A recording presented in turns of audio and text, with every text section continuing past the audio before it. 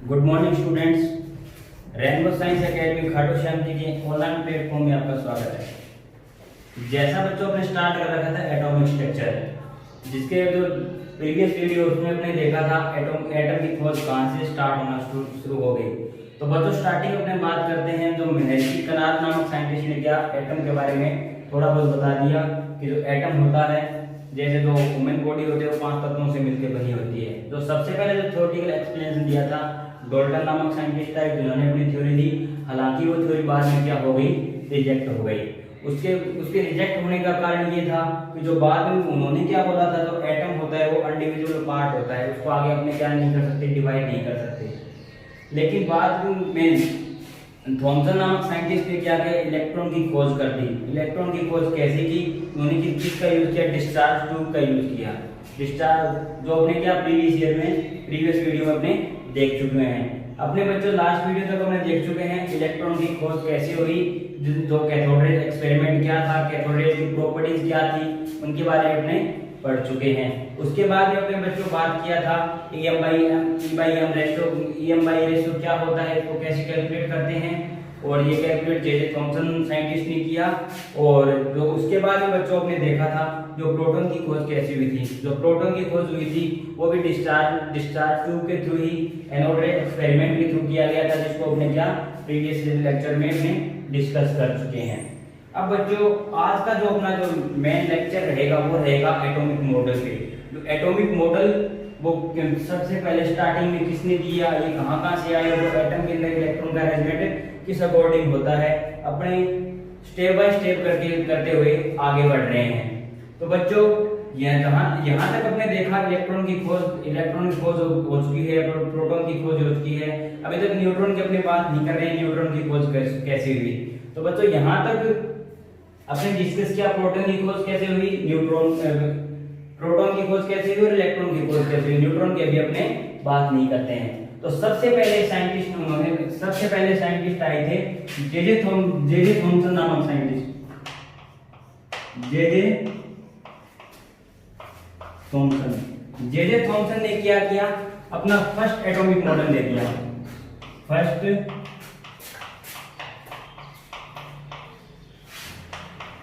Atomic model, यानी इस model में उन्होंने क्या बताया, जो इलेक्ट्रॉन का अरेंजमेंट होता है किसी भी जो एटम के अंदर किस अकॉर्डिंग होता है, उन्होंने क्या दिया, फर्स्ट एटॉमिक मॉडल दिया। और बच्चों इस मॉडल के लिए उन्हें क्या दिया गया था, नोबेल प्राइज दिया गया था। इनको क्या दिया गया था, नोबेल प्राइज दिया गया था। बच्चों ये पहले साइंटिस्ट थे जिन्होंने ये बताया कि किसी भी एटम के अंदर इलेक्ट्रॉन का अरेंजमेंट किस अकॉर्डिंग होता है। ये उस टाइम में बहुत बड़ी बात थी। कोई भी साइंटिस्ट ऐसे बता दे, कुछ पता नहीं हो और ऐसे बता दे कि एटम के अंदर इलेक्ट्रॉन का अरेंजमेंट किस प्रकार से होता है, तो ये बात उनके लिए इनको क्या दिया गया, नोबेल प्राइज दिया गया। ये मॉडल था क्या, इस मॉडल को क्या बोलते हैं, इस मॉडल को दूसरा नाम बोलते हैं प्लम पुडिंग मॉडल, और इसको एक दूसरा नाम और है जिसको क्या बोलते हैं, वाटर मिलन मॉडल। ये बच्चों एक ही मॉडल के नाम है जो किसके द्वारा दिए गए थे, जे थॉमसन नामक साइंटिस्ट के द्वारा दिए गए थे। इन्होंने इस मॉडल में बताया क्या, उन्होंने इस मॉडल में ये बताया कि कोई भी जो एटम होता है वो क्या है, पॉजिटिव स्फीयर है। यानी कि जो कोई एटम है वो क्या है, पॉजिटिव चार्ज का स्फीयर है, जिसके अंदर क्या होते हैं, इलेक्ट्रॉन क्या रहते हैं, इम्बेडेड रहते हैं। तो बच्चों इस चीज को अपने थ्योरेटिकली लिख देते हैं कि थॉमसन ने क्या बताया, अकॉर्डिंग टू दिस मॉडल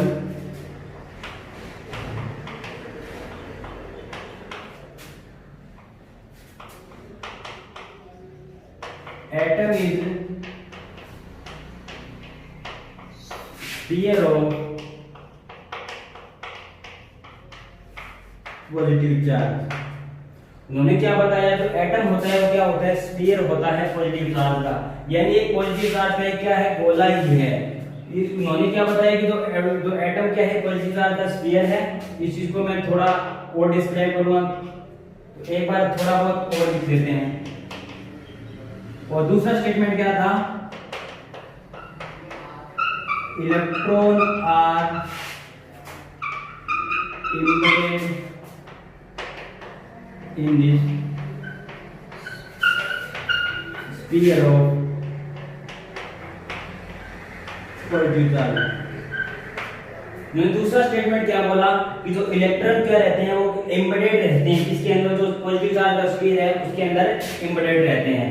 तो इनके अकॉर्डिंग बच्चों को समझ लेते हैं कि इन दोनों स्टेटमेंट का मतलब क्या होता है। इस स्टेटमेंट के लिए मतलब जानना चाहूं तो उन्होंने क्या बोला, सबसे पहले एटम क्या है, पॉजिटिव चार्ज का स्फीयर है, यानी एक पॉजिटिव चार्ज का एक गोला है, यानी मैं देखना चाहूं तो क्या है एक वो, यानी ये पूरा जो क्या है एक पॉजिटिव चार्ज है, यानी मैं पॉजिटिव चार्ज को दिखा भी सकता हूं, जैसे यहां पूरा क्या है पॉजिटिव चार्ज है, यानी पूरा क्या एक स्फीयर ऑफ पॉजिटिव चार्ज है, ये पूरा क्या है पॉजिटिव चार्ज है, जिसके अंदर इलेक्ट्रॉन क्या रहते हैं, एम्बेडेड रहते हैं। ये मैंने क्या दिखा दिए, इलेक्ट्रॉन दिखा दिए। तो बच्चों इस चीज को अपने दूसरे तरीके से और समझ सकते हैं कि जो प्लम पुडिंग मॉडल होता है, जैसे बच्चों अपने जनरल एग्जांपल से देखना चाहें, जैसे जो खीर बनाई जाती है तो खीर के अंदर क्या होता है, दूध होते हैं, चावल होते हैं और बाकी ड्राई फ्रूट्स वगैरह उसके अंदर डाले जाते हैं। तो मैं यदि दूध को क्या मान लूं, दूध को मैं यदि पॉजिटिव चार्ज मान लूं, यदि मैं यदि मिल्क को क्या मान लेता हूं, पॉजिटिव चार्ज मान लेता हूं, तो जिसके अंदर जो चावल होंगे, राइस होंगे या बाकी जो ड्राई फ्रूट्स होंगे वो क्या होंगे, इलेक्ट्रॉन होंगे। या दूसरे तरीके से उसको क्या बोला, वाटरमेलन मॉडल बोला। वाटरमेलन मतलब जो तरबूज होता है, जो तरबूज का जो रेड वाला पार्ट होता है उसको उन्होंने क्या बोला कि जो पॉजिटिव चार्ज क्या रहता है, इस प्रकार से उसमें क्या रहता है, फैला रहता है। और जो वाटरमेलन के जो सीड होते हैं यानी जो बीज होते हैं वो किस तरह बिहेव करते हैं, एज इलेक्ट्रॉन बिहेव करते हैं। यानी जो वाटरमेलन मॉडल या प्लम पुडिंग मॉडल, यानी जो खीर होती है, जो खीर के अंदर जो यदि मैं खीर में क्या होता है, दूध होता है, चावल होते हैं, तो दूध को क्या मान लिया गया उन्होंने, यानी पूरा क्या है पॉजिटिव चार्ज है वो, और उस पॉजिटिव चार्ज के अंदर जो चावल वगैरह और ड्राई फ्रूट्स वगैरह क्या है, एज इलेक्ट्रॉन की तरह काम करते हैं। इसमें उनको क्या बोल दिया, प्लम पुडिंग मॉडल। यहां से आया क्या, प्लम पुडिंग मॉडल। और वाटरमेलन कहां से आया कि जो इलेक्ट्रॉन होते हैं, तो तरबूज में जो रेड वाला पार्ट होता है वो किसके अकॉर्डिंग बिहेव करता है, कैसे बिहेव करता है, पॉजिटिव चार्ज की तरह बिहेव करता है। और जो इलेक्ट्रॉन रहते हैं वो जैसे बीज उसके अंदर धसे रहते हैं, उसी प्रकार से उन्होंने क्या नाम दे दिया उस मॉडल को, वाटरमेलन मॉडल दे दिया गया। तो बच्चों आशा करता हूँ बिल्कुल जो जनरल लैंग्वेज में मैंने आपको समझाने की कोशिश की आपको समझ में आ गया होगा। तीसरी बात स्टेटमेंट उन्होंने क्या बोला कि atom are electronically neutral species. जो इनका जो तीसरा स्टेटमेंट था उन्होंने क्या बोला कि जो एटम होता है वो क्या है, इलेक्ट्रॉनिकली न्यूट्रल स्पीशीज है, यानी जो टोटल चार्ज ऑफ एटम वो क्या है, न्यूट्रल है। तो बच्चों ये स्टेटमेंट थे किसके, जे थॉमसन की। उन्होंने क्या दिया, फर्स्ट एटॉमिक मॉडल दिया, जिनके लिए उनको क्या दिया गया, नोबेल प्राइज दिया गया।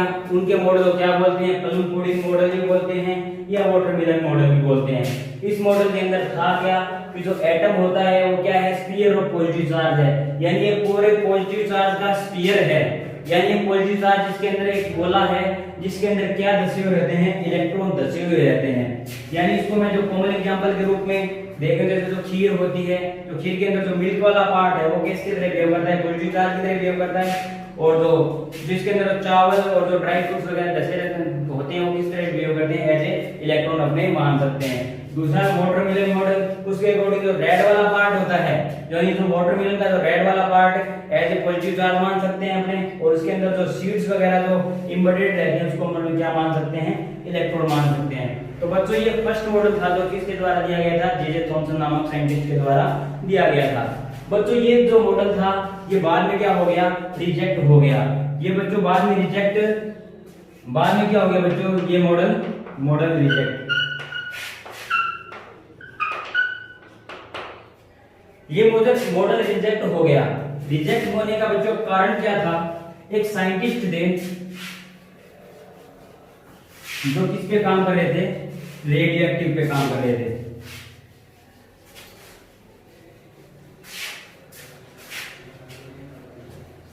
तो बच्चों यहां तक आपने देखा जो जे थॉमसन ने क्या किया था, एटॉमिक मॉडल यहां तक अपने देखा। उसके बाद ही बच्चों आया एक साइंटिस्ट आए थे, वो किस पे काम कर रहे थे, रेडियो एक्टिव पे काम कर रहे थे। तो बच्चों रेडियो एक्टिव पे काम कर, रेडियो एक्टिव सबसे पहले मैं आपको बेसिक चीज बता देता हूं। ये बच्चों क्या होता है, हीलियम। आपने 10th क्लास के अंदर पढ़ा होगा हीलियम। हीलियम क्या होता है बच्चों, इलेक्ट्रॉनिक विन्यास की बात करें तो क्या होता है, 1s2। 1s2 होता है जिसके अंदर क्या होते हैं, 2 प्रोटॉन प्लस 2 इलेक्ट्रॉन। ठीक है बच्चों। अब मैं यदि इसमें से इलेक्ट्रॉन को क्या कर दूं, रिप्लेस कर दूं, इलेक्ट्रॉन को मैं क्या कर दूं, 2 प्रोटॉन प्लस 2 इलेक्ट्रॉन प्लस 2 क्या होते हैं, न्यूट्रॉन भी होते हैं।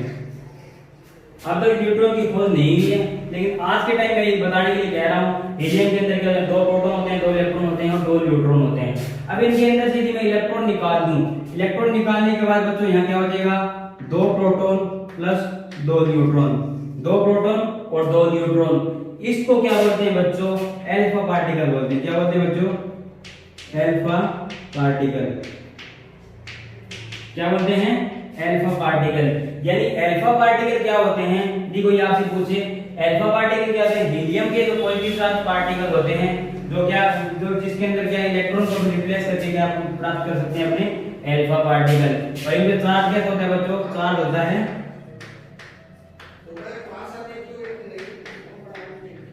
पॉजिटिव चार्ज होता है। तो बच्चों यहाँ पे आपने अपने अपने बेसिक जाना कि जो चार्ज होता है कैसा होता है, पॉजिटिव चार्ज होता है। तो बच्चों आगे में देखते हैं, एक साइंटिस्ट थे जिनका काम चल रहा था रेडियो एक्टिव पे, जिनका काम चल रहा था रेडियो एक्टिव पे। उनकी खुद की एक कंपनी थी, तो क्या किस पे काम कर रही थी, अल्फा पार्टिकल पे काम कर रही थी। तो बच्चों मैंने बताया अल्फा पार्टिकल्स होते क्या हैं, इनके बारे में मैंने आपको भी बताया। उनकी खुद की कंपनी थी, तो उनके एम्प्लॉय ने क्या देखा, उनके एम्प्लॉय ने क्या देखा, और वो साइंटिस्ट थे जिनका नाम था बच्चों रदरफोर्ड। तो अपने पढ़ने जा रहे हैं किसके बारे में, रदरफोर्ड का एटॉमिक मॉडल, यानी अपने पढ़ने क्या जा रहे हैं, Rutherford atomic model. Rutherford atomic model बोल दो, या फिर ये बोल दो discovery of nucleus, discovery of nucleus. यानी न्यूक्लियस की खोज कैसी हुई, वो रदरफोर्ड ने एटॉमिक मॉडल दिया, उसके अकॉर्डिंग में क्या बताते हैं, डिस्कवरी ऑफ न्यूक्लियस बताते हैं। बच्चों ये काम क्या कर रहे थे, तो बच्चों रदरफोर्ड के एक बहुत ही क्या रिच साइंटिस्ट थे, उनकी एक खुद की कंपनी थी, उनका काम चल रहा था किस पे, रेडियो एक्टिव पे, रेडियो एक्टिव पे काम चल रहा था। तो उनके जो एम्प्लॉय थे, जो उसके अंडर में काम कर रहे थे, उन्होंने क्या देखा, उन्होंने विशेष प्रकार का वो एक्सपेरिमेंट कर रहे थे। उन्होंने देखा क्या, उस एक्सपेरिमेंट को अपने क्या कर लेते हैं, पहले डिस्कस कर लेते हैं। तो बच्चों ये क्या है, कोई रेडियो एक्टिव सब्सटेंस था, रेडियो एक्टिव सब्सटेंस जिसके अंदर से क्या होते हैं, अल्फा पार्टिकल आ रहे थे। यानी ये लिखूं source of alpha particle, source of alpha particle, source of, ये कोई भी क्या है, अल्फा पार्टिकल का क्या लगा दिया उन्होंने, सोर्स लगा दिया। अल्फा पार्टिकल क्या होते हैं बच्चों, मैंने अभी बताया अल्फा पार्टिकल क्या होते हैं, अल्फा पार्टिकल हीलियम के पार्टिकल होते हैं, हीलियम के पार्टिकल होते हैं जिनका चार्ज कौन सा होता है बच्चों, चार्ज होता है बच्चों पॉजिटिव। ये आपने बच्चों 10th क्लास में पढ़ रखा है रदरफोर्ड मॉडल, उसको थोड़ा अपने जो क्या एडवांस लेवल तक लेके चलते हैं। हीलियम के पार्टिकल होते हैं जिनका चार्ज कौन सा होता है, पॉजिटिव चार्ज होता है। तो ये बच्चों क्या लगा दिया, सोर्स ऑफ अल्फा पार्टिकल, यानी जो हीलियम के जो पॉजिटिव चार्ज पार्टिकल थे वो सोर्स लगा दिया। अब बच्चों यहां उन्होंने क्या लगाया थी, यहां उन्होंने लगाया था गोल्ड फॉइल, नाम लिखना था, क्या लगा दी, गोल्ड फॉइल लगा दी। और उन्होंने यहां क्या लगाया बच्चों, यहां उन्होंने लगाया था फ्लोरोसेंट मटेरियल,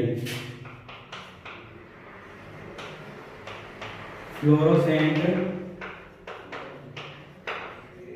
मटेरियल।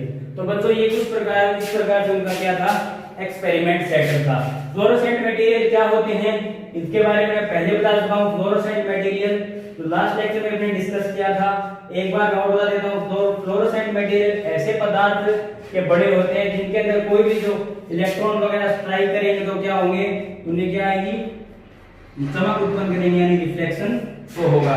तो ये बच्चों एक सोर्स ऑफ अल्फा पार्टिकल है जो रेडियो एक्टिव होते हैं, जो ऑटोमेटिक क्या करते हैं, उनमें किसी ऑटोमेटिक क्या करते हैं, पार्टिकल क्या करते हैं, इमिट करते हैं। तो यहां से क्या आ रहे थे बच्चों, अल्फा पार्टिकल आ रहे थे। उन्होंने एक्सपेरिमेंट में क्या देखा, जो कुछ अल्फा पार्टिकल थे ना, तो कुछ अल्फा पार्टिकल क्या हो रहे थे, कुछ एंगल पे क्या हो रहे थे, डेविएट हो रहे थे। कुछ अल्फा पार्टिकल क्या रहे थे, कुछ एंगल पे क्या हो रहे थे, डेविएट हो रहे थे। और जो कुछ अल्फा पार्टिकल थे वो क्या हो रहे थे, बिल्कुल डायरेक्ट, यानी बिना डेविएशन क्या हो रहे थे, निकलते जा रहे थे। इस चीज को मैं और आगे क्लियर करना चाहूं तो मैं डायग्राम को फिर से बढ़ाता हूं सिंपल वे में। ये क्या था बच्चों, सोर्स ऑफ अल्फा पार्टिकल था, जहां से अल्फा पार्टिकल आ रहे थे, ये किसी गोल्ड फॉइल लगा दी और उन्होंने ऑब्जर्वेशन क्या किया, जो फ्लोरोसेंट था उस पे क्या हो रही थी, रिफ्लेक्शन आ रही थी। और जो किस एंगल पे उन्होंने एंगल भी नोट किए, ये किसके अकॉर्डिंग रिफ्लेक्शन आ रही थी। बच्चों इस चीज को थोड़ा सा सिंपल वे में समझने के लिए मैं इस एक्सपेरिमेंट को थोड़ा अलग तरीके से बनाता हूं। तो बच्चों यहां तक हमने क्या देखा, जो रदरफोर्ड का एटॉमिक मॉडल था, यानी डिस्कवरी ऑफ न्यूक्लियस, इसका जो एक्सपेरिमेंट सेटअप कुछ इस प्रकार था। तो बच्चों इस चीज को समझने के लिए मैं थोड़ा सा डायग्राम को आसान तरीके से बनाता हूं। तो बच्चों उन्होंने क्या सोचा, उनका ये मानना था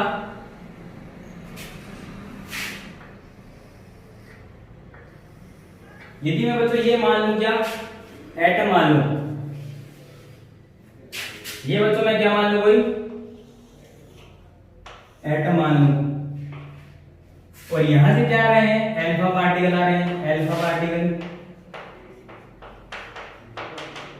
यानी ये गोल्ड फॉइल है। गोल्ड फॉइल यानी सोने की पन्नी ली, उन्हीं वो भी किसकी बनी होती है, एटम की ही बनी होती है।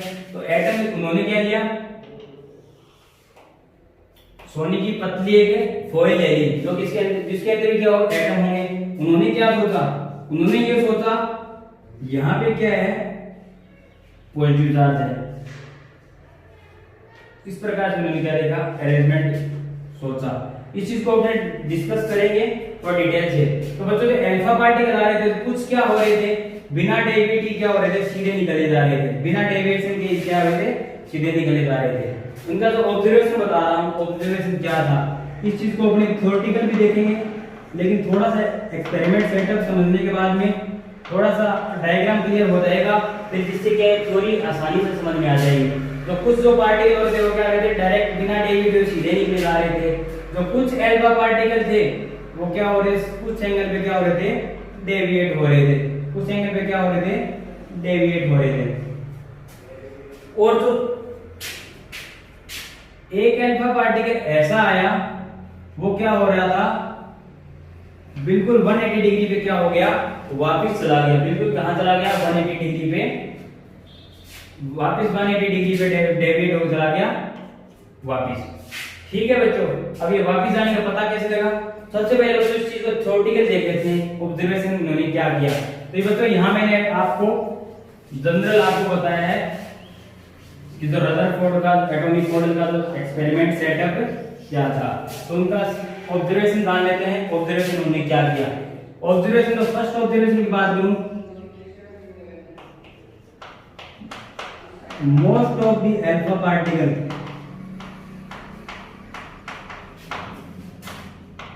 are passed